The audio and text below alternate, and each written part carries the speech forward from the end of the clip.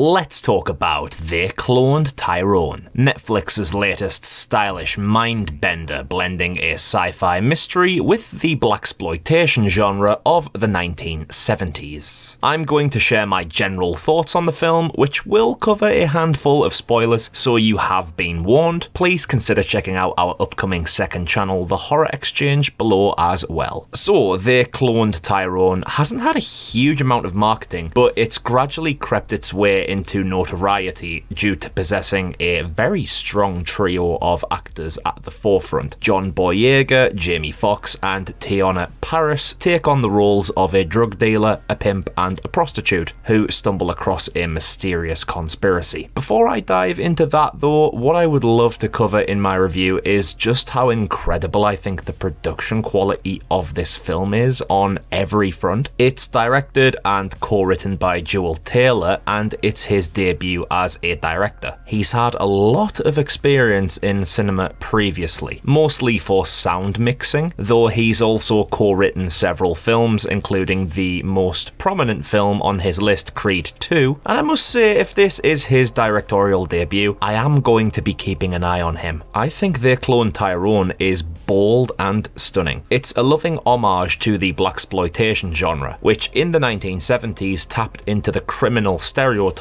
of the black community, often incorporating the sound and vibes of soul and funk music. They Cloned Tyrone expertly weaves its influences into its fabric, giving it a modern twist while also still being a throwback. The costume department, the lighting, the way the characters are written and presented, the soundtrack, all the way down to the subtle film grain effect to make the film appear more dated. Everything blends together in such a gorgeous way. Despite being a throwback, it feels fresh and original, like rediscovering a flavour that's not been savoured for quite a while. But the film also includes some fantastic filmmaking techniques which improve the production quality altogether. It doesn't feel low budget or cheap, which the 70s films often were. This one feels technically geared up. The camera work is astonishingly nice, with some expert use of the moving camera and playing around with the focus. This film could very well be an early contender for a Best Director, Best Original Screenplay, Best Costume Design, and Best Cinematography. When it comes to the story itself, this thing doesn't hold up from being unpredictable. Netflix describes it as similar to Tarantino, which I can see, in particular Jackie Brown as the obvious comparison. You're dropped into the world of three different yet similar jive-talking souped-up characters who adhere to the stereotypes of the roles they assume, from Boyega's gold grill to Fox's purple pimp outfit to Parris's Pam Grier-esque haircut. The world feels artistically affluent while also having an authenticity to it. But things get remarkably strange when Fontaine, Boyega's character, is gunned down and seemingly returns from the dead to the surprise of Slick, Fox's character. What ensues is the trio's exploration for answers, taking them to a secret underground lab where Fontaine's corpse is being held, and a scientist warns that they are everywhere, with an entire network of cloning and mind control. I loved the swerve here because the film demonstrates it isn't just a love letter, it's a progression. Blaxploitation as a genre often lends itself to the crime and sometimes horror genres, such as Blackula and Blackenstein. Yet here, They Cloned Tyrone taps into sci-fi, which I would argue has its roots historically in white culture. So to take these two genres, which could have easily been incompatible, and made them work so well, is a testament to how good a script the film has. Don't get me wrong, it doesn't have an enormous impact in the sci-fi department. It's certainly not a Christopher Nolan game changer, but this film carves its own path by being a genre crossover. In future, we may see Taylor blend Blaxploitation with other genres seldom seen associated, which I'd very much anticipate. I just think that They Cloned Tyrone could have easily been a clunky mess, like trying to force together two jigsaw pieces from two different puzzles, and yet Taylor made them fit. There are some pretty well done comedy elements here too, from Slick and how he interacts with Yo-Yo, Parris' character. They are often scathing to one another and are both wild cards, while Fontaine is the understated brooding fella caught between them. All three create a cool dynamic, largely down to this film not overdoing it with its cast size. The focus lies on this trio, and I think they are well cast and every combination has a good rapport. We also get a cool appearance by Kiefer Sutherland, who plays one of the key figures in the cloning movement. Now, it's his introduction scene which I thought carried some really bloody clever messages about the blaxploitation genre and black stereotypes, while injecting a fun sci-fi narrative alongside them. When it comes to stereotypes, by definition, they are oversimplified interpretations of a group of people. In the case of this film's blaxploitation, we've got a generic drug dealer, generic pimp, and a generic prostitute. They're basically cookie-cutter versions of those concepts who can be reapplied many times, including to the source materials of the film's inspiration. So when you blend that idea with the cloning concept, as well as Sutherland's character explaining the purpose of cloning people like Fontaine to keep neighbourhoods like theirs dangerous, preventing big businesses setting up shop, that's really smart. Sutherland says that America itself is an experiment, and in Fontaine's case, it's people like him who are seen as dangerous and off-putting. Black neighbourhoods, in a stereotypical sense, can convey a sense of danger and threat, and in They Cloned Tyrone, those in command of the experiment want to keep it that way. Otherwise, as Sutherland says, you'd get 3 Starbucks set up there, implying, I think, that the balance of America would tip towards typically white corporations overpowering the land. In a smart move, this film justifies the existence of the blaxploitation stereotypes, giving them a purpose beyond their image, while equally reflecting them. And because the idea is put across that it's people like them they need to keep the neighbourhoods in check, then the cloning system is representative of stereotypes in general. There are perceived similarities here between all black drug dealers, so even when one is shot and killed and replaced with a literal copy, only a close acquaintance notices. The rest of the neighbourhood doesn't. Even Fontaine himself isn't aware he's a clone. I read into this idea as a meta-commentary with a sci-fi spin. The experiment needs a threatening aura in these places, and they know exactly the kinds of people who contribute to that, so they'll just continually replace them when needed, and very few eyelids are battered as a result. I'll stress that's just how I interpreted this revelation, so I'd love to hear your thoughts on the whole idea of the cloning experiments and this film's themes. Back to the rest of the film though, if there were any negatives I could give, I'd be really having to reach to grab them. I think that there are occasional pacing blips, nothing too major at all where it dampened my opinion on the film or my enjoyment, but there are definitely ebbs and flows here. You can't constantly shock and add twists at every turn, but now and again the film got exciting and then it would kinda restrain itself ever so slightly. That's me being super nitpicky though. There were a few scenes also where they were just rather bizarre, like it's an offbeat film anyway, definitely not your norm, but Yo-Yo getting off with a security guy with a sexually charged fried chicken eating scene was not expected, especially when she says she's giving him a thigh and it's a drumstick. Ugh, come on love, rookie error. Overall though, this film was a big surprise to me. I wasn't quite sure what to expect, but came out pleased. I think it's more of an excitement for seeing what else Juel Taylor directs in future, more so than wanting to rewatch this film though. It's not a masterpiece, though I can expect it being a good cult hit, especially with its beautiful production quality. It's made like an indie movie of the 70s, even with some delicate tinges of Scorsese in there, but its soul is embedded in,